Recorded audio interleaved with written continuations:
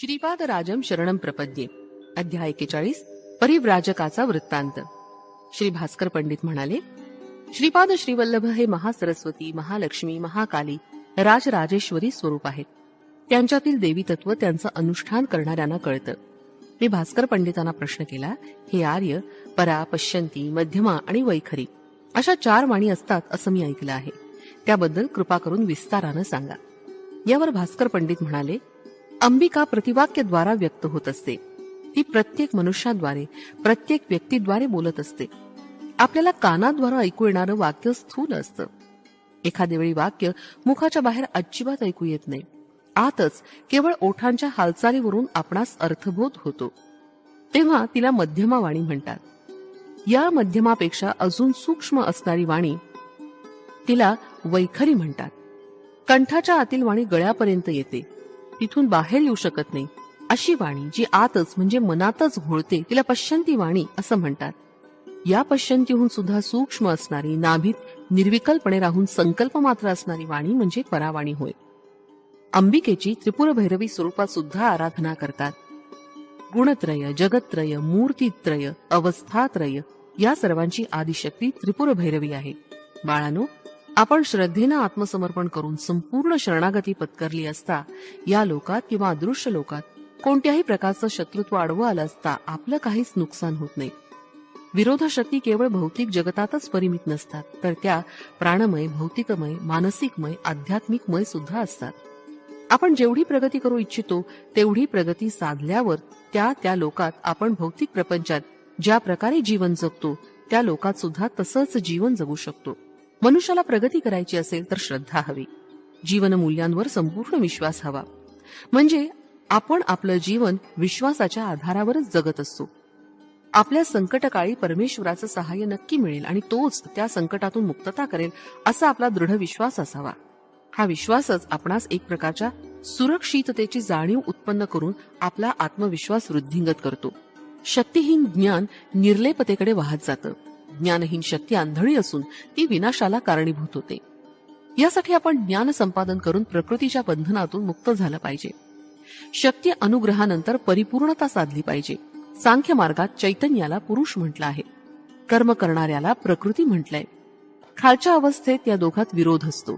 चैतन्य असतं ते कर्म करत नाही आणि प्रकृतीला ज्ञान नसतं. प्रकृती आणि पुरुष हे दोघं मिळूनच सृष्टीचं कार्य चालवतात. या दोघांनाही अपंगत्व आहे. चैतन्य पाहिलं तर ते लंगड आहे आणि प्रकृती आंधळी आहे. सर्व लोकात आंधळेपण आणि लंगडेपण कसं व्यापून आहे हे समजावून सांगण्यासाठी श्रीपाद प्रभूंच्या कुटुंबात एक भाऊ आंधळा आणि एक भाऊ लंगडा जन्माला आले होते. हे दोघं आंधळे आणि लंगडेपणाचं प्रतीकच होतं.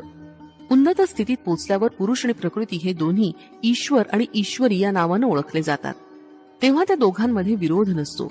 श्रीपाद प्रभू योग्य वेळी योग्य काळी आपल्या बंधूंचं अपंगत्व दूर करतील या शंकाच नाही.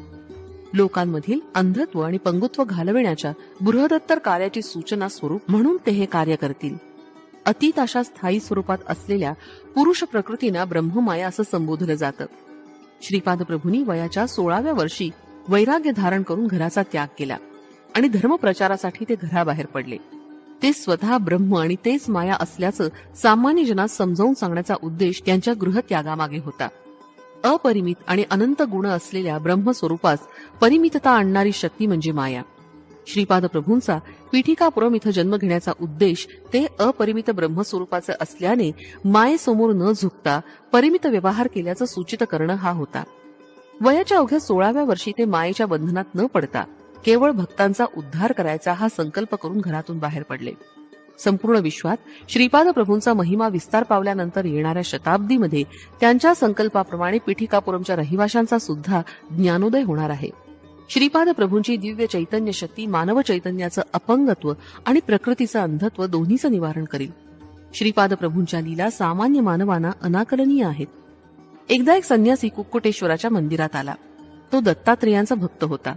तो दत्त दीक्षा सुद्धा देत असे. दत्त दीक्षा घेतल्यानं आपलं नियोजित कार्य अडचणी न येता सिद्धीस जातं असं त्यानं आपल्या वक्तव्यात सांगितलं होतं. पीठिकापुरमच्या अनेक ब्राह्मणांनी दत्त दीक्षेचा स्वीकार केला. तो संन्यासी दीक्षा देऊन साधकाकडून दक्षिणा स्वीकारत असे. त्या दक्षिणेतील काही भाग तो त्याच्याकडून दीक्षित झालेल्या ब्राह्मणांना देत असे. अनेक ब्राह्मण आणि इतर कुलस्थांनी विचार विनिमय करून दत्तदीक्षा घेतली आणि गुरुदक्षिणा दिली. परंतु मंदिरात आलेल्या काही लोकात दत्तदीक्षा घ्यावी का नाही यावर वाद सुरू झाला. ब्राह्मण परिषद, क्षत्रिय परिषद, वैश्य परिषद यांचं एक संयुक्त संमेलन झालं. त्या संमेलनाचे अध्यक्ष बापनाचार्युलू होते. ते म्हणाले, श्री दत्तात्रेय प्रभू सर्वांचेच आहेत, त्यामुळे सर्वजण दत्तदीक्षा घेऊ शकतात. 18 वर्णांच्या सर्व लोकांना संन्यासी महाराजांकडून दीक्षा घेता येते. दीक्षा घेण्याची ही सुवर्ण संधी सगळ्यांना उपलब्ध आहे. यावेळी ब्राह्मण परिषदेतील काही लोकांचं असं मत होतं की ब्राह्मण, क्षत्रिय आणि वैश्य लोक आचारसंपन्न असल्यानं ते दीक्षेस पात्र असतात, परंतु शूद्र वर्णाचे लोक अनाचारी असल्यानं ते दीक्षा घेण्याचे अधिकारी नाहीत.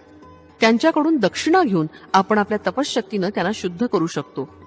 यावर बापनाचार्युलू म्हणाले, सर्व कुलामध्ये आचारवंत आणि अनाचारवंत दोन्ही लोक असतात. कोण आचारवंत आणि कोण अनाचारवंत हे सांगणं कठीण असतं. त्यामुळे सामूहिक कल्याण, स्थैर्य, क्षेम यावर दृष्टी ठेवून आपण दत्तहोम किंवा इतर यज्ञ यागादी कार्यक्रम करून संघातील क्षेम, स्थैर्य साधू शकतो.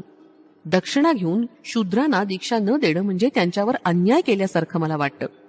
दक्षिणा घेऊन आपण आपल्या तपश्शक्तीनं शूद्र लोकांना शुद्ध करून घेतल्यावर ब्राह्मण, क्षत्रिय आणि वैश्य लोकांचा सुद्धा उद्धार करू शकतो. याप्रमाणे कोणत्याही कुळातील लोकांना व्यक्तिगत स्वतंत्र दीक्षा देण्याची आवश्यकता नाही. याशिवाय दक्षिणेची रक्कम खूप अधिक ठेवली आहे. प्रत्येक कुलात गरीब लोक असतात, ते एवढी रक्कम दक्षिणा म्हणून देऊ शकणार नाहीत. आपल्याला एवढी मोठी रक्कम दिल्यावर त्यांना काही दिवस उपाशी राहावं लागेल. दक्षिणा ही ऐच्छिक असली पाहिजे. यथाशक्ती आणि श्रद्धायुक्त अंतःकरणानं दिलेली दक्षिणाच दक्षिणा म्हणून स्वीकारली पाहिजे, तरच श्री दत्तप्रभू संतोष पावतील. यावर तिथं जमलेले ब्राह्मण म्हणाले, महाराज, आपण आपल्या गावी आल्यावर त्यांचं स्वागत पूर्ण कुंभानं वेदमंत्रांनी केलं नाही. महाराजांनी स्वतः जनहित भावनेनं आपणा सर्वांना दत्तदीक्षा दिली, परंतु आपल्या ब्राह्मण परिषदेनं मात्र त्यांना काही दिलं नाही. ही लाजिरवाणी गोष्ट आहे. यावर बापनाचार्युलू म्हणाले, खरं तर परमहंस परिव्राजकाचार्य यांचं स्वागत करण्याची एक विशिष्ट पद्धत आहे. प्रथम त्यांच्या प्रधान शिष्याकडून काही दिवस अगोदर ब्राह्मण परिषदेस सूचना मिळाली पाहिजे. त्यावर परिषद संपूर्णपणे विचार करून प्रधान शिष्यांची बोलणी करून सर्व गोष्टी निश्चित करते. त्यामुळे प्रधान शिष्याची सर्वांची ओळख होते. त्यानंतर परिषद एक निर्णय घेऊन योग्य अशा परिव्राजक शिष्याची निवड करते. त्यानंतर परमहंस परिव्राजक येण्याचं ठरवतात. तेव्हा त्यांचं स्वागत वेदमंत्रानं पूर्ण कुंभानं केलं जातं. त्यानंतर त्यांच्याबरोबर शास्त्र चर्चा होते. यानंतर परिव्राजक महोदयांच्या सूचनेनुसार यज्ञ, याग, दीक्षा किंवा प्रवचनांचं आयोजन होतं. या प्रकारे पूर्व सूचना न देता परिव्राजकाचार्य कुक्कुटेश्वरास आले. आल्याबरोबर त्यांनी दीक्षेचा प्रस्ताव मांडला आणि गुरुदक्षिणा सुद्धा मागितली. हा सर्व आपल्या नियमांविरुद्ध घडलेला प्रकार आहे. यावर ब्राह्मण म्हणाले, नियमांचं उल्लंघन झालं या विषयावर चर्चा करण्याची ही वेळ नाही. आता तुम्ही किंवा तुमचे जावई अप्पळराज शर्मा दीक्षा घेऊन दक्षिणा देणार आहात किंवा नाही? यावर बापनाचार्युलू म्हणाले, सामूहिक स्थैर्यासाठी दीक्षा घ्यायचा आमचा विचार आहे, वैयक्तिक क्षेमस्थैर्य यासाठी नाही. आम्ही दीक्षा घेत नाही, त्यामुळे दक्षिणा देणार नाही. ब्राह्मण लोकात ज्यांना दीक्षा घ्यायचे ते स्वेच्छेने घेऊ शकतात. ब्राह्मण परिषद ही सामूहिक समस्येसाठी असते. सामूहिक प्रयोजन असलेल्या विषयावर परिषद विचार विनिमय करते. व्यक्तिगत दीक्षा किंवा व्यक्तिगत समस्या याबद्दल विचार विनिमय करत नाही. श्रेष्ठी आणि नरसिंह वर्मा यांनी दीक्षा घेण्यास नकार दिला. ब्राह्मण, क्षत्रिय आणि वैश्यांना दीक्षा घेणं किंवा न घेणं हे त्यांच्या इच्छेवर सोडलं होतं. श्रीपाद प्रभूंकडून दत्तदीक्षा. श्रीपाद प्रभूंवर श्रद्धाभक्ती असणाऱ्या लोकांमध्ये काही शेतीचा व्यवसाय करणारे होते. यामध्ये प्रमुख असे व्यंकटप्पय्या श्रेष्ठी होते. श्रीपाद व्यंकटप्पय्यांच्या घरी गेले आणि म्हणाले, दत्तदीक्षा मिळाली नाही म्हणून कोणी निराश होऊ नका. मी दत्तदीक्षा देतो एवढंच नव्हे तर यथाशक्ती दक्षिणा सुद्धा मीच देईन. मंडल म्हणजे 40 दिवस दीक्षेची गरज नाही. एक रात्री दीक्षा घेतली तरी पुरे. श्रीपाद प्रभू एक दिवस व्यंकटप्पय्यांच्या घरी 18 वर्णाच्या लोकांना दीक्षा देत होते.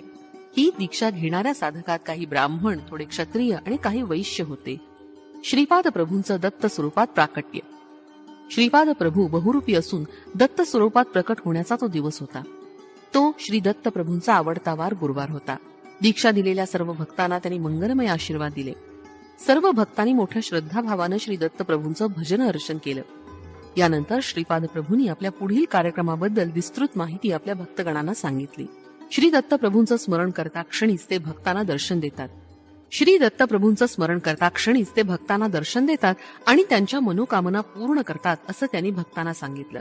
त्यानंतर दुसरे दिवशी म्हणजे शुक्रवारी सकाळी मी नरसिंह वर्मांच्या घरी गेलो. तिथं श्रीपादांचं मंगल स्नान चालू होतं. स्नानानंतर नरसिंह वर्मांनी श्रीपादांना खाण्यासाठी अनेक फळं आणून दिली, परंतु त्यांनी केवळ एकच केळी घेतली. ते सुद्धा वर्मांच्या घरी असलेल्या गोमातेच दिली. त्यानंतर ते व्यंकटप्पय्या श्रेष्ठींच्या घरी आले. तिथं सुद्धा त्यांना मंगल स्नान घालण्यात आलं. तिथं श्रीपादांनी लोणी, दूध, ताक आणि साईचा स्वीकार केला. तिथं ते म्हणाले, माझे भक्त मला बोलवत आहेत. पीठिकापुरम सोडून जाण्याची वेळ आता आली आहे. व्यंकटप्पय्यांच्या घरून निघून ते आपले आजोबा बापनाचार्यूंच्या घरी आले. तिथं सुद्धा त्यांनी मंगल स्नान केलं. श्रीपाद श्रीवल्लभ प्रत्यक्ष दत्त स्वरूप आहेत. त्यांनी आपल्या भक्तांची दुःख, पीडा, अडचणी दूर करण्यासाठी अवतार धारण केला आहे. त्यांनी आपल्या वक्तव्यात अनेक वेळा असं स्पष्टपणे उच्चारण केलं होतं. आपल्या दिव्य लीलांद्वारे जनता जनार्दनाच्या उद्धारासाठी निश्चित केलेल्या कार्यक्रमाची माहिती श्रीपाद प्रभूंनी आपल्या भक्तांना सांगितली. यानंतर ते स्वगृही आले. श्रीपाद प्रभूंचा पीठिकापुरम सोडून जाण्याचा मनोदय त्यांच्या आई वडिलांना कळला होता. त्यांनी श्रीपादांना समजावून सांगण्याचा पुष्कळ प्रयत्न केला, परंतु श्रीपाद प्रभू आपल्या निर्णयावर अटळ होते. यानंतर श्रीपाद प्रभूंच्या मातापित्यांनी त्यांच्या विवाहाविषयी बोलण्यास प्रारंभ केला. त्यावेळी श्रीपाद म्हणाले, मी आतापर्यंत अनेक वेळा श्रेष्ठी आजोबांना, वर्मा आजोबांना अनघा लक्ष्मी समवेत दर्शन दिलं आहे. त्या दिव्य दंपतींनी श्रेष्ठी आजोबांच्या आमराईत विहार केलेला सर्वांनी पाहिला आहे. हे पहा माझे अनघा लक्ष्मी समवेत दिव्य मंगलमय स्वरूप, असं म्हणून श्रीपादांनी त्या दिव्य स्वरूपाच्या दर्शनाचा लाभ माता पित्यांना घडवून आणला. ते मंगलमय स्वरूप पाहून माता पिता अगदी भारावून गेले. त्यांच्या मुखातून शब्दच निघेनात.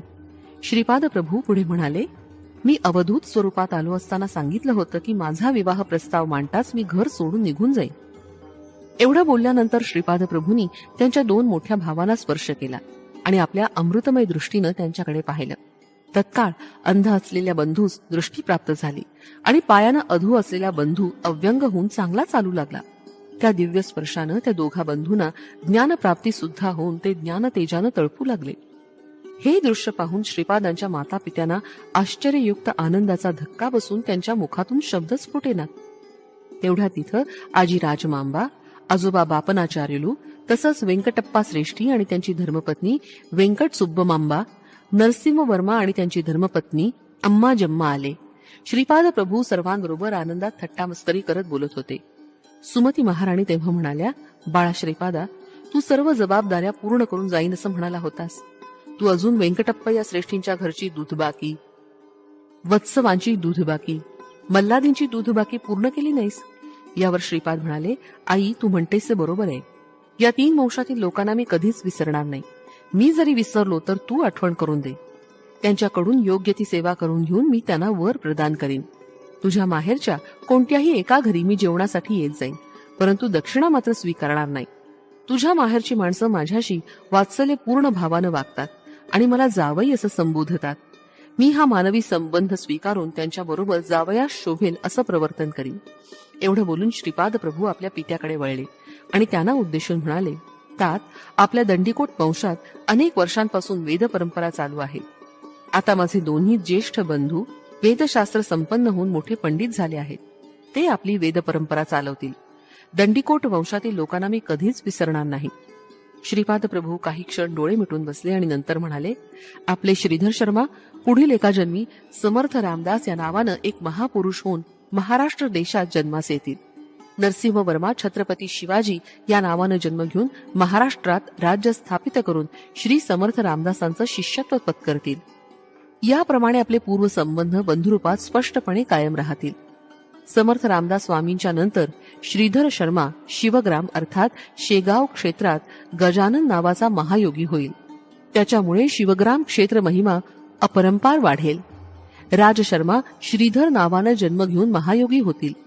श्रीधरांची शिवपरंपरा असलेल्या ह्या पिठिकापुरातील माझ्या अंगणात महासंस्थान निर्माण होणार आहे. व्यंकटप्पय्या श्रेष्ठींबरोबर असलेले आपले ऋणानुबंध स्थिर स्वरूपाचे होतील. एवढंच नव्हे तर त्यानंतर वत्सवाई कुटुंबातील लोक सुद्धा येतील. येथे सवित्र पन्नाचे पारायण होईल. असं बोलून श्रीपाद प्रभू थांबले. त्यांना वेदांचं पठण अत्यंत प्रिय होतं.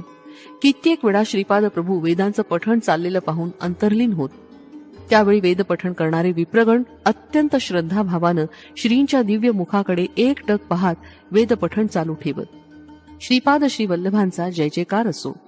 फलश्रुती लोकनिंदा परिहारार्थ.